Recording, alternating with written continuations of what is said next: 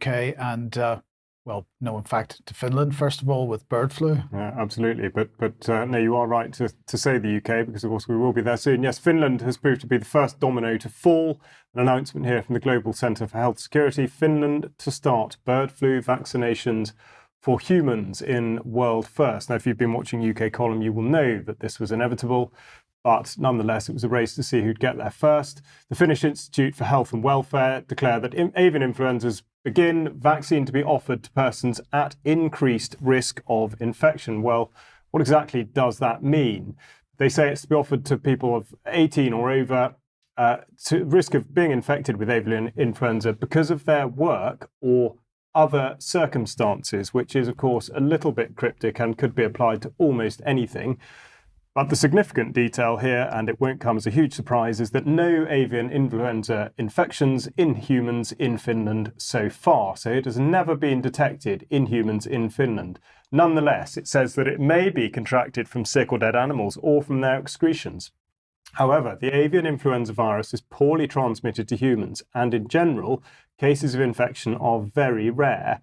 It goes on to say that the subtype H5N1, which has caused disease in wild farmed animals in Finland in the past few years, has also been linked with severe or fatal cases of the disease in humans.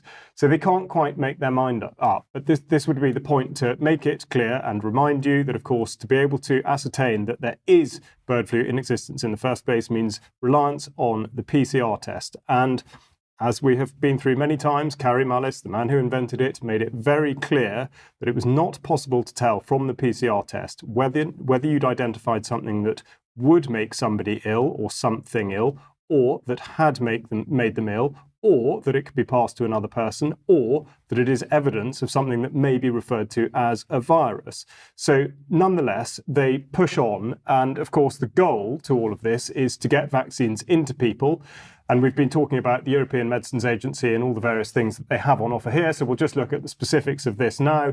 And they say that there are 4 pandemic preparedness influenza vaccines that have been authorized in the EU, and tellingly that they can be rapidly modified to protect people. I've highlighted the text there below. Again, they reiterate they can be adapted to protect against any pandemic influenza virus strain if necessary. And they are only for use if the WHO or the EU were to officially declare a pandemic, which has not happened, and I've inserted the word yet. Also, at the bottom, of course, they blow the horn about the coronavirus disease vaccine, but also the H1N1 in 2009, which was a swine flu vaccine that ended up being withdrawn. So interesting that they would nonetheless draw attention to that.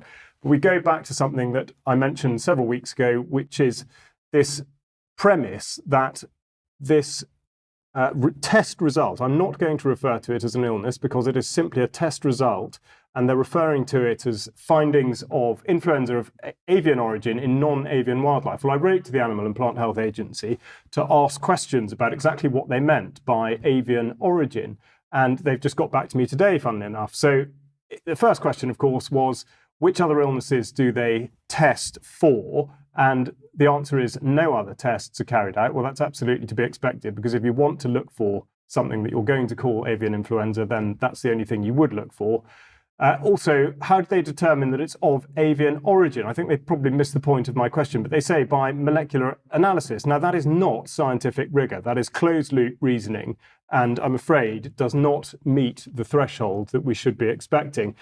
I also asked for statistics on the number of tests. This is now in the UK over the last few years. So we look at 2022. Of the 106 tests conducted in the field, the return of negative results was 95, the absolutely overwhelming majority. 2023, similar story, 150 tests with 136 negative results. And again, I'm not trying to give any credence to the PCR test, because even if it is looking for a particular thing, of course, the amplification cycles make the result meaningless, whatever you do with it in this particular instance. And in 2024, little red arrows there, because, of course, the number of tests is 22 and the number of negative results is also 22. Exactly the same case that it will be a lot of the rest of the world. But here we are gearing up for injections into human beings. Now, if you missed it, I gave effectively a run through of how to establish a pandemic back on the 29th of May, which is the sort of overlay of the COVID template. So I'd recommend that you do look at that. And then the only other thing, which I don't have a slide of, but you might be interested to go and look at, is birdflusummit.com. Now, if Event 201 means anything to you, which was conducted in 2019 and was effectively a tabletop exercise about a forthcoming coronavirus pandemic that played out almost exactly to the letter of Event 201, birdflusummit.com should be of great interest. It happens in October this year, and I'll be keeping a very close eye on it and reporting on it in due course. Okay, Charles, thank you very much. Thank you very much to Vanessa for joining us. We got to finish there for today. Hope everyone has enjoyed today's program. If you're a UK column member, join us for Extra in a couple of minutes. Don't forget the interview at 1 p.m.